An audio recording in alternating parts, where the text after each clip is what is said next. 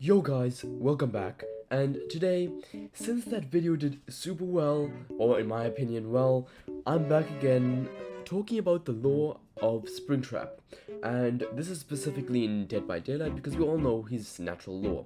So I'll be going through some Reddit theories, some YouTube theories, and even going onto DBD myself and looking at the game, what the game has to say about it. So yeah, a lot of this is leaked stuff, a lot of it is unreleased, and yeah, it just kind of explains his entire participation role in the Dead by Daylight series. So yeah, once again, get your campfires ready, get your snacks. Yeah, so today we're gonna go for some honey mustard lays, okay? We'll go for some purple Gatorade, okay, that's a shout. And we'll get some Maltesers up here. So yeah, I hope you guys enjoyed this video. This will explain a lot, and the reason you guys should watch this video for the lore is because this like sums up the Reddit, the actual game, and the YouTube. So yeah, don't forget to leave a like and subscribe because the percentage of people watching my videos and subscribing are quite insane. So yeah, let's get straight into the video. Okay, so I thought it would be best to start off with the YouTube video, move to some Reddit theories, and then let's see what the actual game says. So the first video we're going to be watching, or maybe the only video, the animatronic Springtrap origin lore Dead by Daylight. This is by the Archivist's Vault, so go check him out because this video is from him. So yeah, this wouldn't be possible without him, so let's watch. Let's just see what he has to say about it. The origin lore, the animatronic. Deep within the abandoned Freddy Fazbear's Pizza, William Afton ran from the ghosts of his victims. He frantically put on his beloved Spring Bonnie costume, the disguise he wore while committing his heinous crimes, to hide from the pursuing spirit. Basically, what this means is, this current outfit isn't the Spring Bonnie outfit. Spring Bonnie outfit is different, it's a cuter one. It's to basically put a facade on, like, oh, I'm a good person, because it's very friendly looking thing. Like, if you see this pulling up, you already know he's evil. So that's why he wore a very friendly looking thing, and obviously to commit these crimes. But fate had different plans for Afton. Something activated the spring locks within the Spring Bonnie costume. Metal clamped against metal, piercing the murderer and trapping him in his costume. As he screamed, the checkerboard floor rose up to meet him, and everything went black. Thus was Springtrap. So basically what this means is, if you guys don't know what spring locks are, so inside of an animatronic, to close it and tighten it, spring locks are activated. And obviously you choose to activate it, but it can, if you are literally inside an animatronic, it can very easily be activated if you don't know what you're doing. So something might have activated it, basically he got killed and his spirit got trapped inside of it, basically he possessed it, and Springtrap was now him, a cursed animatronic. Thus was Springtrap born from the death of a murderer. That's pretty cool. That line is already crazy lore about it. Born from the death of a murderer, he awoke to a familiar sound, his body a pillar of agony. The ghosts that had tormented him were gone. The walls surrounding him were decomposing, the floor beneath him falling away in moldy patches. How much time had transpired since the spring locks tore through his body and fixed him within his costume? The urge to kill lingered within him still. The thirst. So basically, he was a natural psychopath. I mean, this still lingered within him after what he's been through. So he felt basically what getting murdered is, and he still wanted to do it to others.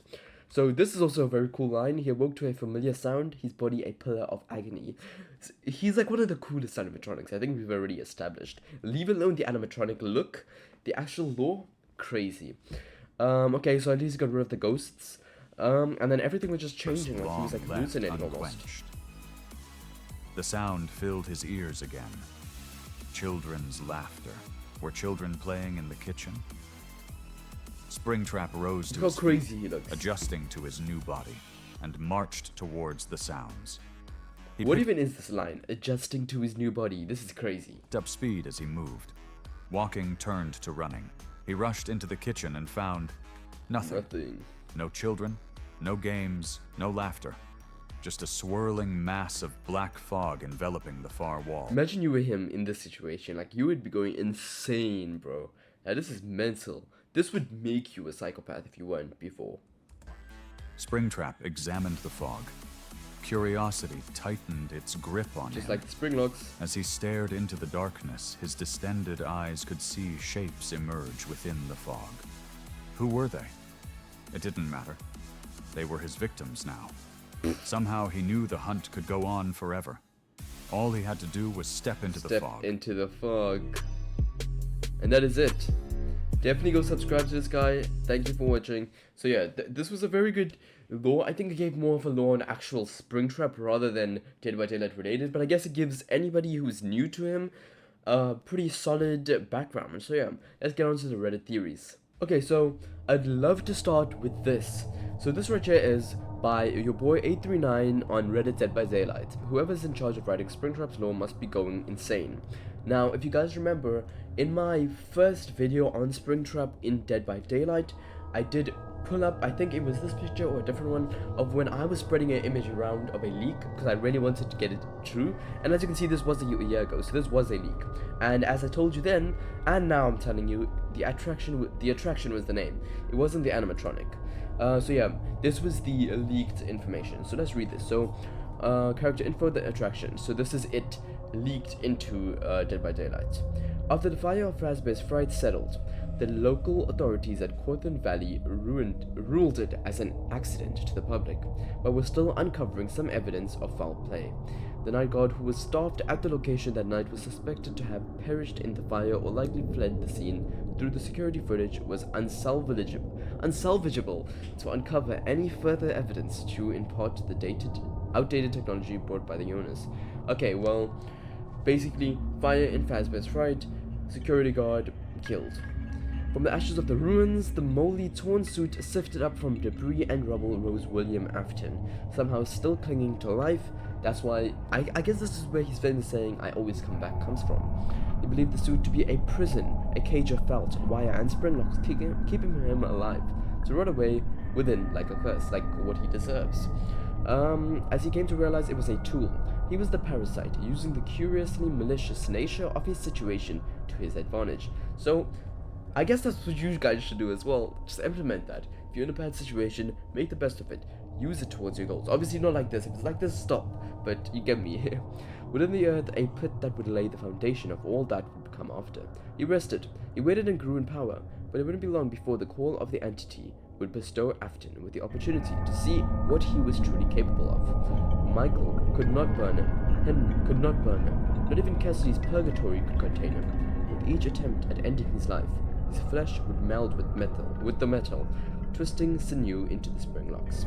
Basically, I don't even think this thing is scrolled all the way down. But then again, this was a leak, so it does continue. But we obviously can't access that because, well, it's not sure. So yeah, basically, once again, just summing up, his inevitability, his immortality, like, he just survive forever. He always comes back, he lives forever, and he will always curse this costume. The more you try to kill him, the stronger he gets. So yeah, let's move on to the next theory. So after searching for more lore, I think this is the best one so far, especially because it's a year ago as well. And also, I just noticed something. So on the Reddit of Dead by Daylight, they named the followers Springing It, and the people online Trapping It. So that's pretty funny, it has a lot of meanings. Specifically Springtrap, so they kind of choosing it for everything they can get. I don't blame them, it is the best thing that happened to them in a while. So as you can see, there's a lot of like long paragraphs. Let's just sum this up. So basically the question was, when Springtrap comes to DBD, what do you think his perks and power will be? This guy was pretty registered twins main. Okay. This guy looks pretty confident, so let's see. Each gen has a killer prop consisting of a vent with a camera above it next to generators. While doing gen, survivors can open up a tablet to view cameras as they work. That's pretty similar to the doors we have. This has a few drawbacks. Just like the games, the monitor takes up the whole screen, and they can't view the security camera in the same room or area as them. It'll just be static. They also have the oblivious status and repair a little bit slower. Springtrap can travel through the vents, the doors, basically the exact same thing as Xenomorph. While in a vent, he can perform a special attack called Jump Scare, where he pops out and does a dash attack that instantly puts survivors in the dying state. However, if a survivor views him doing this through a camera, he'll stop right in his tracks. So I don't know about that last part being true. What I do know is that this is the case with the jump scare, and the fact that this was a year ago is a crazy leak / prediction. So yeah, if you enter a door as a survivor, Springtrap enters with you, you're gonna get jump scared and in the dying state. As long as there is no survivor near event, survivors can play sounds at its location to lure the Springtrap away. I don't think this is the case. If he goes to that vent, he gets a special power up that lets him perform a jump scare attack during a normal chase. I don't think we have this. Kind of like Plague, he gets a charge of it at the start of the game, so survivors don't just avoid the mechanic entirely. I don't think this is real, so I think we can debunk this entire paragraph. On Death Hook, you can put survivors in Freddy Fazbear suits. I wish this was the case. No, this counts as death, and the survivors can either leave the game with no penalty, or stay in the game as a ghost. They can't escape, but they can wander around slowly in the suits. This doesn't serve any purpose for either side, but I think it would be really funny, and Springtrap doesn't have to do it if he thinks they'll get in the way. I don't know why this guy just mentioned funny. I thought he was being serious, but a lot of his stuff, even if he was trolling, I think he got 2 out of 4. These 2 paragraphs are pretty correct. These aren't. But yeah, and then let's go to this other big paragraph. New fish. Okay, ooh, this guy pretty... okay. I think this guy had too much hope. Okay, so Killer, The Decayed, Survivor, Michael Afton, Special Ability, Jump Scare, Special Ability, Phantom Animatronics, Map, Map, Fazbear Frights, Map Feature, Freddy Fazbear Mask, Power, Agony Awareness, Basic Attack, his hand. Cooldown animation is his hand breaking, so he needs to fix the wrist on the hand. Okay, so this was 7 months ago, so this is more recent. Edited 5 months ago as well. Okay, so this is funny. Okay, so perk 1, I always come back. When you are stunned by a pallet or a flashlight, your movement speed increases by 5% for 10 seconds. Perk 2, it burns. You become obsessed with one survivor. When you are blinded by a survivor, that survivor becomes your obsession. And perk 3, come with me. When carrying a survivor, that survivor's aura is hidden for all survivors until the survivor is hooked. That's pretty cool. They see your aura for 5 seconds after you hook the survivor. Okay. When a match starts, 4 Phantom animatronics will spawn around the map. Phantom Freddy, Phantom Chica, Phantom Foxy, and Phantom Balloon Boy. I do not think this is the case, unless I missed something. When a survivor is jump scared by Phantom Freddy, they suffer from Oblivious for 10 seconds. When a survivor is jump scared by Phantom Chica, their speed decreases by 3% for 5 seconds. When a survivor is jump scared by Phantom Foxy, their auras are revealed for 5 seconds. Phantoms are invisible to survivors. Survivors will have to find Freddy Fazbear Mask in order to see the phantoms. Now, if this was the case, it would be too much literally like FNaF. The Dead by Daylight concept will literally be eliminated almost entirely. So yeah, this isn't the case, by the way. This guy had too much hope.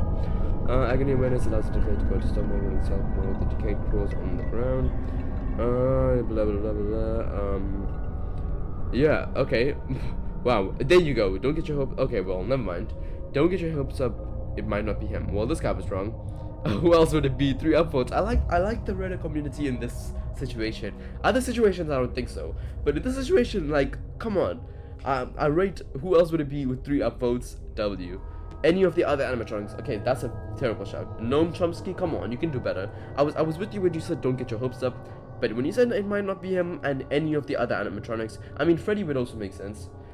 Besides Freddy or Springtrap, I don't think anyone would make sense. Maybe Golden Freddy. And yeah, so let's go look at what the game actually says about him. Okay, so we are now in Dead by Daylight, the actual game with the animatronic. It is their birthday. If you guys haven't checked out my latest video, go check it out.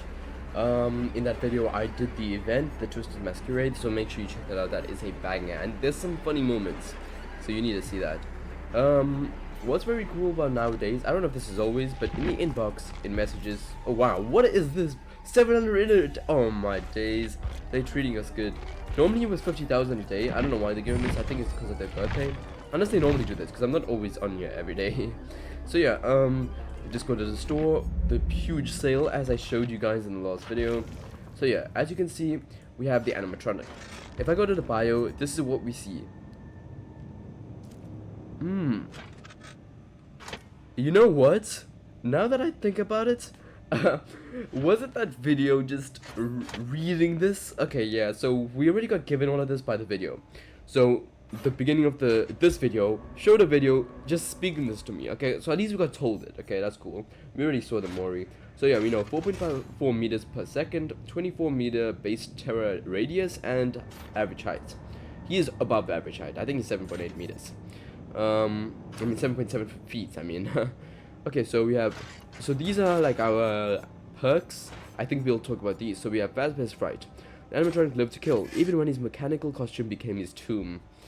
So flipping cool, bro. Special ability Fire Axe. The animatronic is armed with a fire axe that he can throw at survivors. Okay. Special map feature, security system. At the start of the trial, 7 security doors are spawned randomly throughout the map. These doors can be accessed by both survivors and the animatronic. Each security door has a camera attached to it. Interacting with the doors gives the survivor access to the camera view, allowing the survivor to cycle through every camera in the map, travel to the door they are currently looking through, and potentially reveal the animatronic's aura to the team. Using the cameras and doors too often will deplete the limited battery power available. I did not know that. Forcing survivors to wait until the system reboots. The animatronic may travel between security doors with or without battery power, makes sense. If the animatronic enters a security door, they may choose to exit from any other door in the map. Moving to a door already in use by a survivor will cause the animatronic to grab that survivor. Upon entering a security door, the animatronic gains the undetectable status effect. The effect lasts 20 seconds after exiting a security door, or until revealed by a survivor on a security camera. So that's just like his main ability. Then you have the 3 perks specifically to him. I didn't actually finish reading the top part, I just realized. So the special ability Fire Axe. So he's armed with a fire axe that he can throw at survivors. If the axe hits a survivor, the weapons become embedded in them, leaving the survivor vulnerable.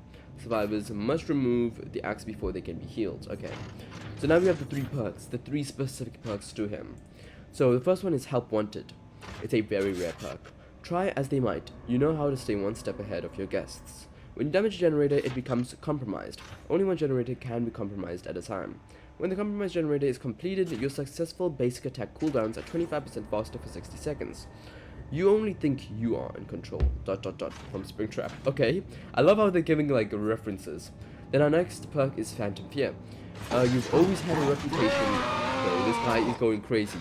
You've always had a reputation for startling unsuspecting guests. When a survivor within your terror radius looks at you, they scream and you see their aura for 2 seconds. This perk is a 60-second cooldown. Excellent, your screams please me. Damn. And also, this has happened enough. At least now I know. Phantom Fear. So this is actually one of the most toughest perks, because if a survivor acting tough looks at you, they scream like you're the man, like for real. The next, our final perk, I think, for him is a Haywire. For some reason, machinery has a habit of failing when you are near.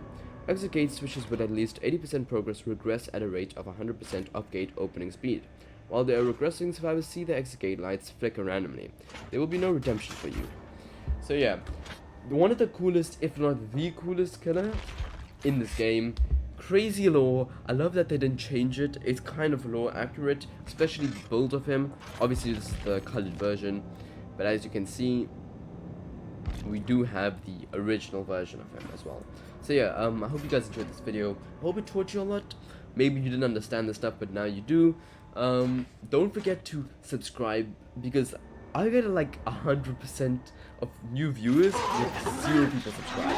So yeah, please drop a like and subscribe. Turn on post notifications for new videos. Comment down below if you want me to do any game or anything, any ideas you want me to do. So yeah, hope to see you. Well, see you guys next time. Peace.